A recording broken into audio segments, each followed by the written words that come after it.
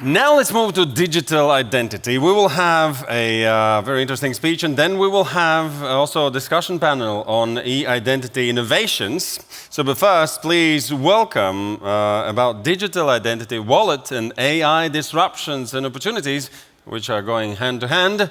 Mr. Bart Simmons, Director of Zetes Confidence Trust Services at Zetes. Here we go. Round of applause. So we are watching for the first slide. Slide. Vai mēs varam redzēt šeit pirmos slaidus. First slides here on screen. Slides on screen. I don't see the slides? Yeah. Now I see the slides. Thank you. Okay. Welcome, everybody. Thank you for the organization for inviting me to tell you a little bit about digital identity and how that will shape up in the next couple of years throughout Europe, not just in specific countries, but it's a European initiative. And my goal for today is to take you on a journey on what digital identity means, how it will affect you, how you will benefit from it as a private person, as a citizen, but also for your company, for your organization, and how it affects business. So what I show you is actually a picture taken from the place where I live. It's a very beautiful place, and what you see here is a typical business in that area. It's an orchard, apples and pears. And this business operates entirely on trust because the farmer expects people not to just come and pick the apples and the pears from the trees.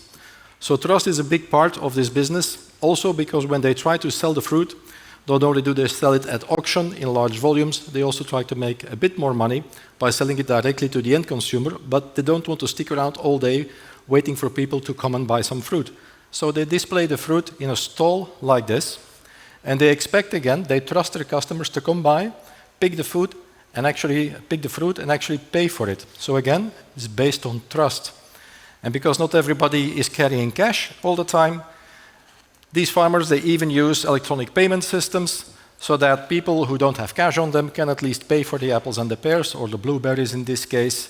And in this case, the farmer trusts the platform, the payment platform company, to make sure that the money gets transferred to their bank account. So it's all about trust, trust, trust. Well, how does this tie in to digital identity? This is a piece of modern art. On the left-hand side, you see a modern painting. I think it looks like a floor tile, but some people will find this very beautiful and call it art. And what's important about modern art is that it's either being sold for 80 euros or 80,000 euros. And it all depends on the signature on the painting, because the signature on the painting says something about the authenticity of the painting. Is it from a certain artist? Is it a genuine painting? That will define whether it's 80 or 80,000 euros when it is sold off. Now, a signature is something that also conveys identity. Who painted it, and is this an authentic painting? In the world of digital identity, that is also very relevant. Because without authenticity, without that signature, without that proven identity that you can rely upon when you buy something or when you do a transaction, it's difficult to do anything. So how do we translate this trust in the physical world into trust and identity in the digital world? That's the big challenge. And where there is a big challenge, you have the European Union making a best effort to regulate, to provide a legal framework that helps you deal with all of this. And what I want to introduce to you today is European legislation which will shape a lot of the things that we will see in the digital world in the coming years. First of all, there's a regulation called eIDAS. It's about electronic identity. Another one is about artificial intelligence, how European companies and service providers are allowed to and supposed to provide AI or incorporate AI in the services that they provide to their companies. And on top of that, the European Commission is also making sure that there are a whole bunch of standards. Regulation and standards typically go together for technical, security, operational, and compliance aspects. So this is what's going on today. Okay, we covered that. And what it will end up on is your smartphone. It will end up on your smartphone as a wallet, as an app which is available to you, with which you can do all sorts of things that today either you can't do or for which you need several different apps. So this app, called a digital identity wallet, will include your ID card, it will include your passport, it will include your travel visa, it will include your driving license and a whole bunch of attestations, like for example a diploma, that you get from the university via the Ministry of Education onto your phone so you can present it digitally online or in the physical world using Bluetooth to whoever needs to see your diploma, for example, when you are applying for a job. Now, all of this is, of course, standardized and regulated, and one such example is ISO, that's the International Standardizations Organization. They made sure we will have a mobile driving license that we can use online in that wallet. We have ICAO, that's an organization belonging to the United Nations. They will make sure that we have worldwide interoperable digital passports on our phone. So instead of having the booklet to travel, you can use your smartphone instead. And then last but not least, the European Union is adding everything else on top of that for payment, for your identity, attestations, health certificates, whatever else that you might need. So all of this is based on a concept called attestation of attribute. You are somebody, you have an identity, but with you also come a bunch of attributes and additional information. Could be a diploma, could be a professional certificate that you are allowed to transport dangerous chemical goods, could be proof of age, etc. What does that mean for us in practice? Well, suppose that you go on vacation to Italy and you need to rent a car. Okay, you typically book the car before you travel to Italy. Right now you have to fill in a bunch of forms, you have to travel there, you still have to wait half an hour, fill in even more forms. They will check that you have a driving license and that you are you before they hand you the keys to the car. Now you can do all of that upfront in the comfort of your home using this digital ID and mobile driving license, because you're uploading all the verifiable data to the other side, and the car rental company, they can check that you are you have a driving license, you are older than 21, so they can already do all those checks. You don't have to wait anymore when you arrive. Even more so, you will get a better price, because when you are, like me, 55, they will say, okay, less chance of an accident than a 25-year-old, so we will lower the rental price. When I turn 75, they will increase the rental price again. So you have to know exactly what is the optimal time frame to rent cars. Similar when you apply for a job, you can easily provide them with all your credentials and diplomas online. They can already scrutinize it, even have it processed by AI to derive some meaning from it, to help facilitate the recruitment process. And last but not least, also, identity can also be about anonymity. If I have to prove that I'm older than 18 in order to buy a beer in a bar, suppose, they will not believe it when they look at me, they will still want to see a credential. Well, proof of age, you can give proof of age digitally without disclosing your identity and without having to disclose your actual date of birth. It's a verifiable proof that says this person is older than 18. How old, doesn't matter, older than 18. We say so, the government puts its stamp on it, and it becomes a digital attestation that can be verified by anybody. So that also opens up a lot of opportunities for business. So, what to expect in practice between now and the next couple of years, let's say 2030. What we will see from left to right, don't worry, I'm not going to read all of this, but what you will see, you are from many different countries, is that in some countries, they already have a government app, a digital identity wallet app, that exists today, but it is limited to national use. Okay? That will continue to exist and will be further developed. And more features will be added, like, for example, digital signature, so that you can use your app to sign, attestations of national importance that are useful in your daily life locally. But then finally, starting 26, 27, you will start seeing these apps being converted into a European digital identity wallet, which means it is cross-border. You can use it in other countries, or when you're doing transactions with other countries, for example, renting that car in Italy. So that's what we can expect in the next couple of years. But what after that? AI was also on the topic of some of the talks today. So when we look beyond that, I want to take you on a journey. Now, word of warning, don't try to read the text because it is in Dutch, and I forgot to update the slides to English, but I will take you through it. So, I'm in the process of choosing a new car. And okay, I visit one of these car companies. You will recognize which one, but anyway. So I come across one of these companies, and what they all have in common, the moment you hit their website, boop, you get this annoying chatbot popping up. Can I help you? Do you have any questions? And they all do that, and when you try to look at it on your phone, the chat box takes up the whole space, and you can't see the actual website anymore. But in this case, okay, so on the right-hand side, you see that the dialogue. And this thing, what I noticed is with this car company in Belgium, it's always Femke who is available to answer your questions. That's her name, Femke. And you see a photo, 24/7, every day, Femke. Nobody works that hard. So I thought, no, this cannot be a person. It must be AI hiding behind it. So I asked it, are you an AI system? Are you a chatbot? And the reply was, wait a minute, I'm not ready yet. Wait a minute, I'm not ready yet. So kept on going.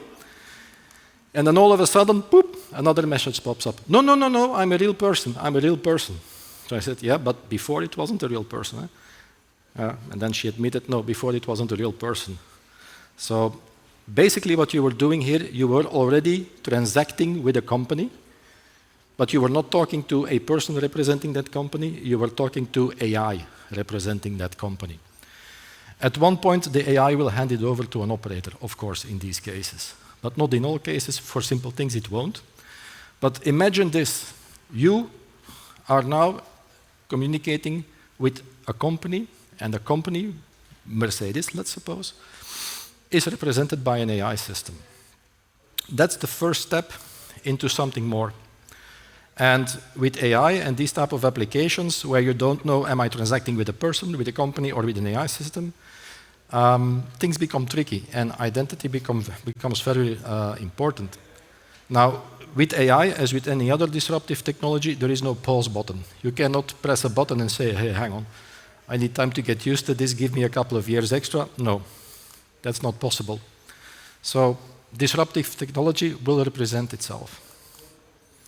And with disruptions come opportunities.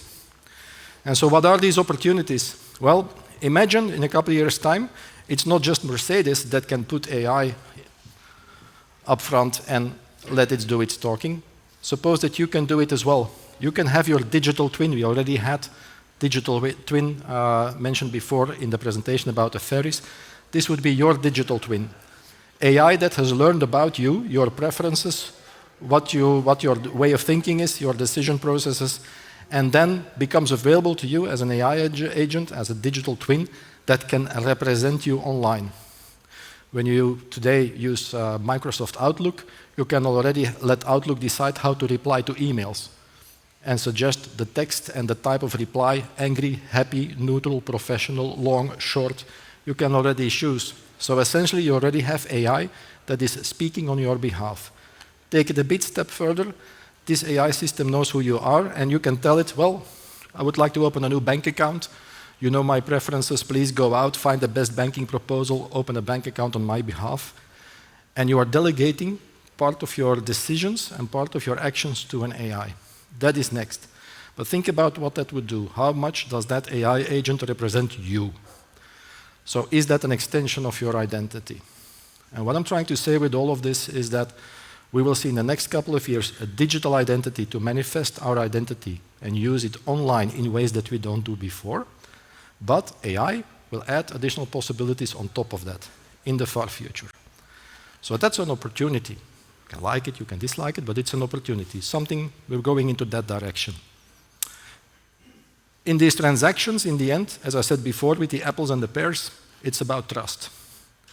So in an AI world, how can you trust that you correctly identify the other party online? Well, let's look at an example. Now, a word of warning, the movie that's coming next is supposed to make you worry. So it will have this music that tries to scare you. You recognize the actor in this picture. It's Morgan Freeman. So if you go on YouTube and you Google, this is not Morgan Freeman, this is not Morgan Freeman, you will see this full movie. And what it actually is, the white guy without hair on the right-hand side, that's the maker of this small film. And essentially, he used AI to overlay Morgan Freeman on top of his own face. And as he speaks, the AI system very believably reproduces Morgan Freeman's face, mimicking and moving around just like the original actor. which basically means that you can use AI to create fake identity. You can assume somebody else's identity, or you could even create a fake identity. You can already today use AI and say, please generate a passport photo of a woman, 30 years old, blonde hair, not too long, wearing glasses, not smiling, looking to the left. And it will create for you a very believable image of a person. So that's what AI can do today. So that's kind of scary. What does that mean for identity? Well, it means for identity that trust, again, becomes even more important in that world. And this is where the work that the European Union is doing right now to create a verifiable, believable, reliable digital identity is so important. Takes me back to the beginning. It also means that in a world today where we try to register a person in order to link an identity to that person, we use a lot of technology. So this is an example of an enrollment scenario where we try to identify a person using biometrics, face recognition, fingerprints, so that we can see, okay, the fingers match this person that we already know. In the future, we will use AI in similar scenarios, either when you're using your phone or in a real life like here. We will use AI-enhanced control of issuing attestations to your wallet. When you first initialize your wallet, for example, you want to do it in a secure way. AI will help an applicant who tries to apply for a passport or load a passport onto their smartphone to help that person through the enrollment process and to verify that this is indeed a real person. So this is the liveness detection. The person that the system sees through the camera. Is it a real person? Is it in real time? Is it not a video that is replayed? Or is it not an AI image overlaid on top of an actor or an impersonator? So that's also where AI comes in. So it balances out. And finally, AI itself can also be used for fraud detection. AI is very good in finding patterns that humans typically don't see, or in finding things that we don't expect in a big pool of data. So in transactions that you do online, AI can distinguish between this is normal and this somehow is not normal. It cannot determine what is abnormal about it, but it knows it's not part of the normal. So this is also where AI will help us when we are using our digital identity online to make sure that any fraud case can be identified as such and an alert is raised. What are the key takeaways? You can't do anything without trust, not in your private life, not in business.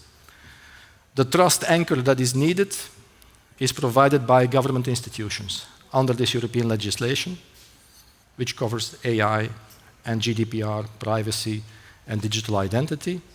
And this digital identity wallet ecosystem, it is coming. All countries, all European countries have a deadline 2026 to start doing it. In practice, you will see it really in 27 probably. And this wallet is the enabler for trust in a digital environment. So with that, I thank you. If there are any questions.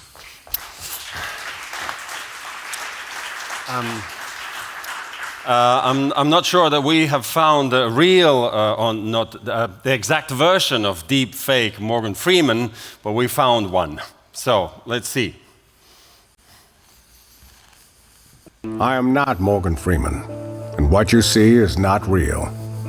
Well, at least in contemporary terms, it is not.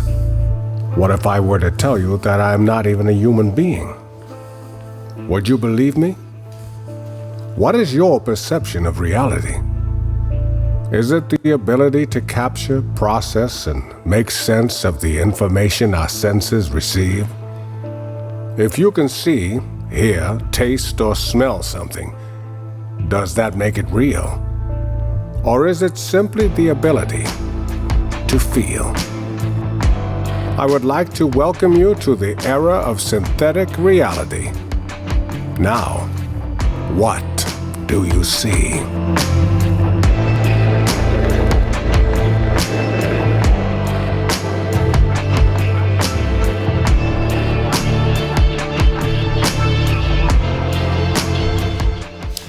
All right, something like that. That was it, yeah, thank you. Woo.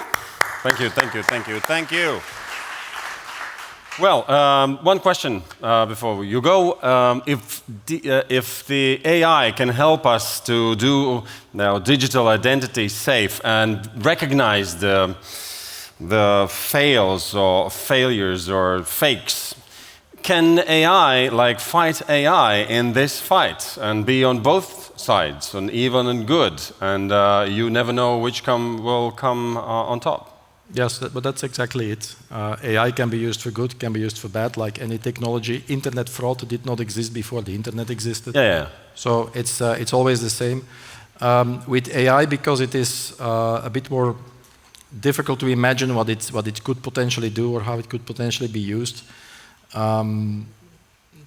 tends to throw people a bit off balance, but essentially it's the same. It's about what you do with it and how you as a private person can rely on the authorities to protect you against potential abuse. Mm-hmm. Any other questions from the audience, please? All right. Thank you very much. Thank you.